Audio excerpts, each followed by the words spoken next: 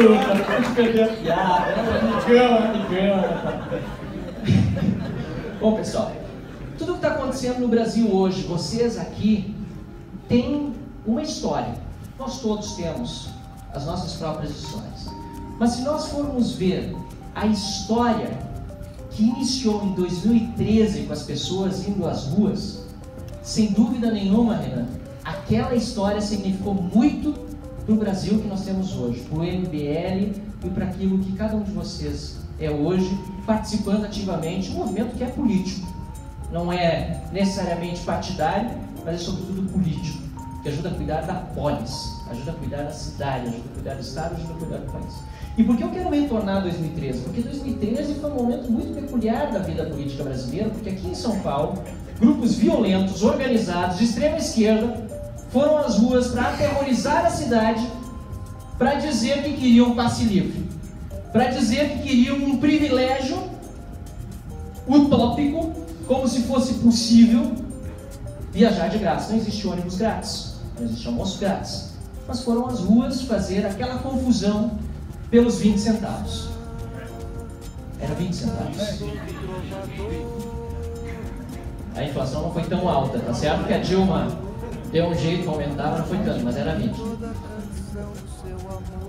E naquela época, esses grupos organizados que foram às ruas, eles aterrorizaram um monte, mas a população brasileira, que sentia muita falta de muito mais do que transportes públicos de qualidade, que realmente são péssimos e, sinceramente, se não privatizar, nunca vai ser de qualidade.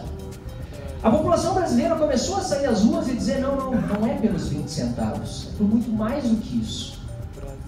É porque o Brasil está construindo estádios para a Copa do Mundo, que viria logo aí adiante, padrão FIFA, enquanto nós não temos padrão FIFA na saúde pública, com hospitais lotados, com filas intermináveis, sem leitos.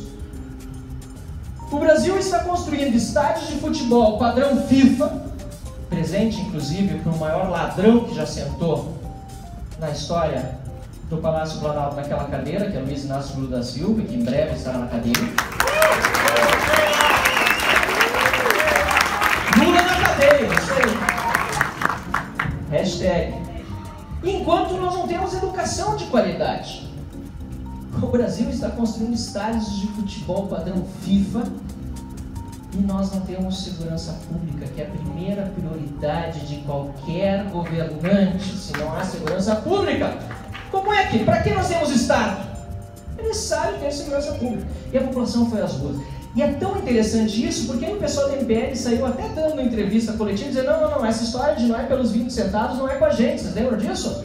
Eles demonstraram nas palavras que não eram a favor do movimento popular, ou seja, a extrema esquerda nunca foi a favor da população, nunca foi a favor daquilo que é pauta dos brasileiros, e em seguida retornaram às ruas mascarados sob a forma de black bloc para sufocar as manifestações e mesmo para matar, porque teve um que morreu, inclusive, com a violência dos black blocs. Então é importante nós relembrarmos isso na história brasileira, porque esses pequenos grupos organizados da esquerda que seguem atentando contra a democracia, seja dentro dos parlamentos, seja onde for, que se nutrem do dinheiro de sindicatos, que se nutrem do dinheiro público, estes demonstraram já naquela época que não são a favor daquilo que a população brasileira queria. E a cada dia, nós brasileiros precisamos demonstrar isso de novo. Nós brasileiros, como muito bem disse o Pedro, temos que ir para cima dos representantes e exigir que os privilégios acabem. E não é só na política. E eu não falo isso por interesse corporativo, pelo contrário. Sou deputado estadual, eu concorri em 2014, no final do ano, antes de eu assumir como deputado, a Assembleia Legislativa aprovou um aumento de salário para os deputados estaduais. E eu sabia já que o Estado estava quebrado, já está quebrado há anos, e que logo aí ia pagar parcelado o salário de professores e policiais militares e todos no executivo, e acabou acontecendo meses depois de eu assumir. E a primeira decisão que eu tomei quando soube que ia aumentar o salário era de devolver o dinheiro do aumento do salário todos os meses aos cofres públicos. E fiz. Agora, vocês acham que quem votou contra está devolvendo? Não está. E eu digo mais, eu não retiro e eu não quero palmas depois dessa minha fala, até para não soar que estou fazendo demagogia, eu estou sendo populista. Não retirei nenhuma diária no meu mandato de deputado estadual até agora. Não gastei nem 30% da verba de gabinete que tenho à disposição, porque eu só gasto aquilo que é necessário. Não contrato a cota cheia de assessores, só contrato aqueles que vão ser úteis para o serviço. Eu não vejo aquilo que eu tenho sob o meu poder para administrar como um direito adquirido ou um privilégio ao qual eu tenho direito por ter sido eleito. E eu abro mão desse aumento salarial todos os meses. Mas eu repito, não quero palmas, eu quero uma reflexão de cada um de vocês, do lado de cá. Se vocês estivessem no meu lugar, vocês fariam a mesma coisa? Essa é a grande pergunta que nós temos que nos fazer.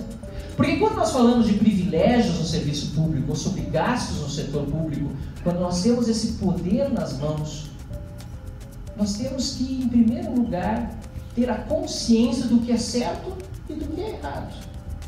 E o certo se faz mesmo que todos estejam fazendo a coisa errada. E essa consciência nós temos que ter. Essa convicção interna.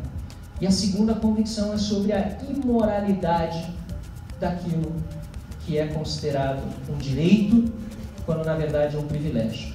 E aí eu digo e me estendo, já fazendo a parte da explicação sobre o setor da Assembleia Legislativa. A Assembleia Legislativa do Estado do Rio Grande do Sul realmente veio diminuindo o seu orçamento em relação ao Estado ao longo dos anos, mas ainda falta muito. Mas eu me espanto com a omissão da sociedade brasileira quanto aos gastos nos outros poderes.